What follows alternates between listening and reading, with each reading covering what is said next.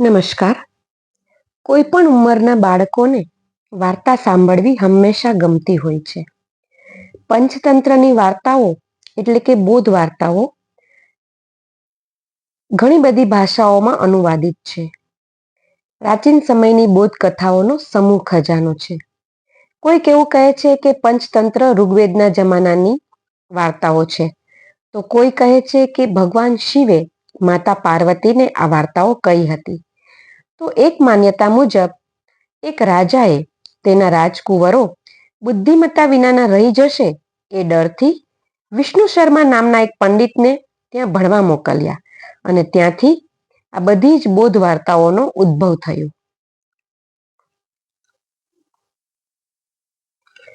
રાજકુમારોને ભણવું ગમતું નહીં, પરંતુ વાર્તા સાંભળવા માટે તરત જ તૈયાર થઈને બેસી જતા અને પંડિત વિષ્ણુ શર્મા એમને દરરોજ અલગ અલગ વાર્તા કહેતા અને આ બોધદાયક વાર્તાઓ એ જ આપણા પંચતંત્રની કથાઓ છે.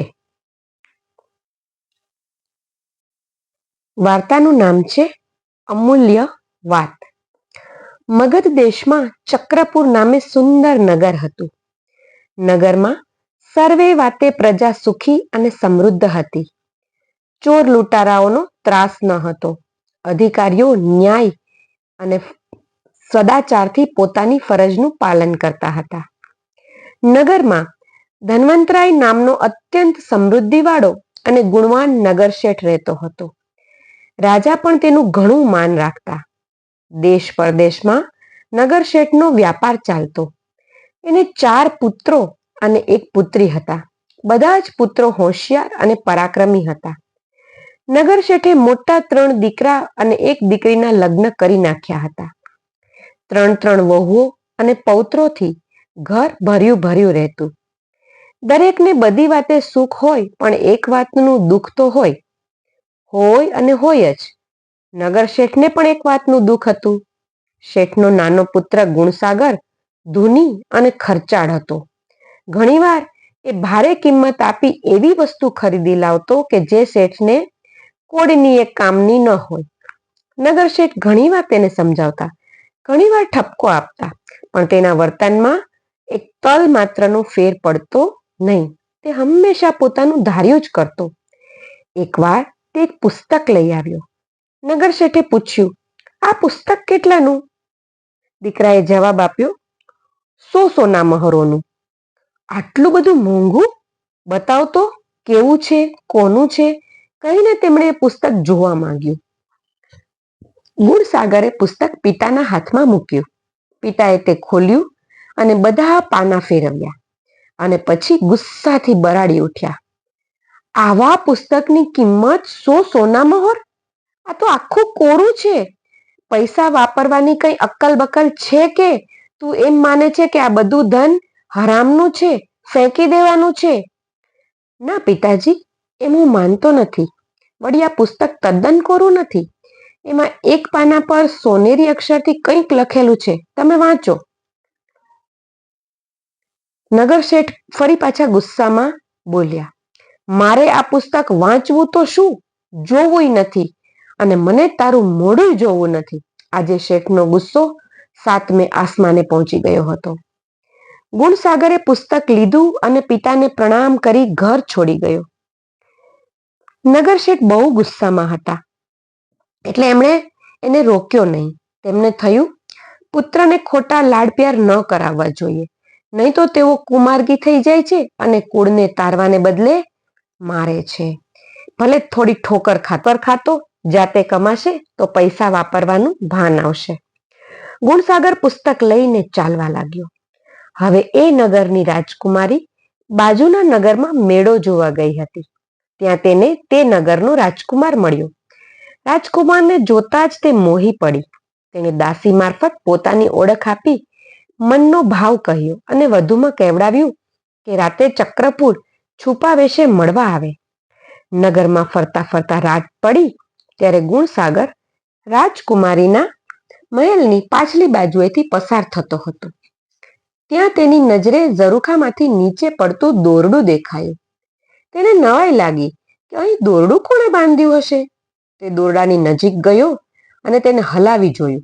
ત્યાં તો ઉપરથી કોઈક ડોકાયું અને તેને ઉપર આવવા માટે ઈશારો કર્યો. ગુણસાગરને કંઈ સમજાયું નહીં, છતાં તે દોરડાને સહારે ઉપર ચડી ગયો. ઉપર જઈને જોયું તો રાજકુમારી 16 શણગાર સજીને બેઠી હતી. એ ઉમળકાથી ઊભી થઈ, પરંતુ રાજકુમારને બદલે બીજા કોઈ પુરુષને જોઈ તે ગભરાઈ ગઈ અને કહેવા લાગી, તમે કોણ છો? ચાલ્યા જાઓ અહીંથી. ગુણસાગર તો કંઈ પણ બોલ્યા વગર નીચે ઉતરી ગયો અને ચાલતો થયો. રાત્રિ એણીએ ધર્મશાળાના ઓટલે વિતાવી દીધી. સવારે જાગીને એણે હાથ મોં ધોયા અને પાછો નગરમાં ફરવા લાગ્યો. એક જગ્યાએ લગ્ન થઈ રહ્યા હતા. બ્રાહ્મણ મંત્રોચ્ચાર કરી રહ્યા હતા.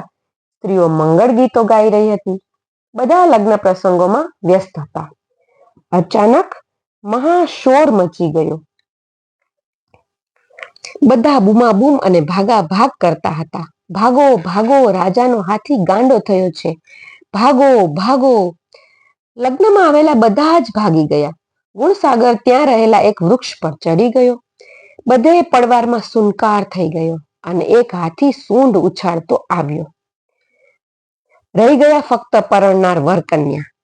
બધાના જીવ તાળવે ચોંટી ગયા. ખેલ ખલાસ. બિચારા પરણ્યા પહેલા જ પ્રભુના દરબારમાં પહોંચી જશે કે શું? અને કોઈની એ તાકાત હતી કે એ બે કોડીલાને બચાવે?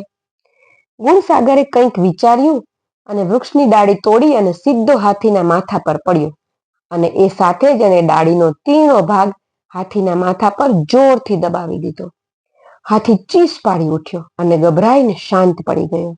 ગુણસાગરે ડાળ પરનું જોર ઓછું કરી દીધું અને હાથીના મસ્તકે ધીમે ધીમે હાથ ફેરવવા લાગ્યો. ધીરે ધીરે રાજાના મહેલ તરફ ચાલવા લાગ્યો. બધા ધીરે ધીરે હાથીની પાછળ ચાલવા લાગ્યા. હાથી રાજાના મહેલ પાસે એની જગ્યા પર આવીને ઊભો રહી ગયો અને ધીમેકથી બેસી ગયો. ગુણસાગર નીચે ઉતર્યો. મહાવતે હાથીનો કબજો લઈ લીધો. ગુણસાગરે જોયું તો રાજા દરબારીઓ સહિત એના સ્વાગત માટે ઊભા હતા. કારણ કે રાજાને ખબર પડી ગઈ હતી કે પોતાના ગાંડા હાથીને કાબુમાં લઈ અને એક યુવાન રાજમહેલ તરફ આવી રહ્યો છે.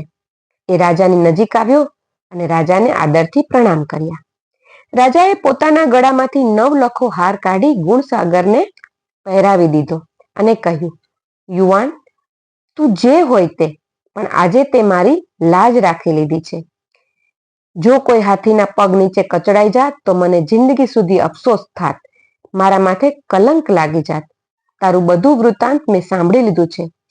તારા જેવો પરાક્રમી મેં કોઈ જોયો નથી. હું મારી રાજકુમારી તારી સાથે પરણાવવા માંગુ છું. તને મંજૂર છે? મહારાજ, આપની આજ્ઞા મારી આંખ માથા પર છે. હું આપના જ નગરના નગરશેઠ ધન્વંતરાયનો સૌથી નાનો દીકરો છું. રાજા ખુશ થઈ ગયા. સન્માનથી એને અંદર લઈ ગયા. પછી નગરશેઠને સંદેશો મોકલ્યો. નગરશેઠ તો આ સાંભળી આશ્ચર્યમાં પડી ગયા અને અતિ આનંદિત બની ગયા. તરત જ મુહૂર્ત કાઢી રાજકુમારી સાથે તેના લગ્ન કરાવવામાં આવ્યા. લગ્ન પછી રાજકુમારીએ ગુણસાગરને કહ્યું, આપણું કેવું ભાગ્ય છે. એકવાર તમે આવ્યા હતા તો મેં તમને કાઢી મૂક્યા, છતાં તમે ફરી મારા જીવનમાં આવ્યા અને મારા સૌભાગ્યના સ્વામી બન્યા. ગુણસાગર બોલ્યો, પ્રિય, તારી વાત સાચી છે. આ બધો આ પુસ્તકનો પ્રતાપ છે. આ પુસ્તક મેં ખરીદ્યું એટલે જ પિતાએ મને કાઢી મૂક્યો, એટલે જ હાથીવાળો પ્રસંગ બન્યો તેમાં હું સામેલ થયો અને મને તું મળી. અને આ પુસ્તકમાં પણ એવું જ લખેલું છે. મને પુસ્તક બતાવો, એમાં શું લખ્યું છે? ગુણસાગરે પુસ્તક પોતાની પત્નીના હાથમાં મૂક્યું. તેણે જોયું તો આખું પુસ્તક કોરું હતું અને છેલ્લા પાના પર સોનેરી શાહીથી થોડું લખાયેલું હતું, જે બંને પતિ પત્નીએ સાથે વાંચ્યું. જેમાં લખાણ હતું, નસીબમાં જે લખ્યું હોય છે તે મળે જ છે અને નસીબમાં નથી લખ્યું હોતું તે મળતું જ નથી. કદાચ મળે છે તો ફરીથી ચાલ્યું જાય છે. બંને પતિ પત્ની હસી પડ્યા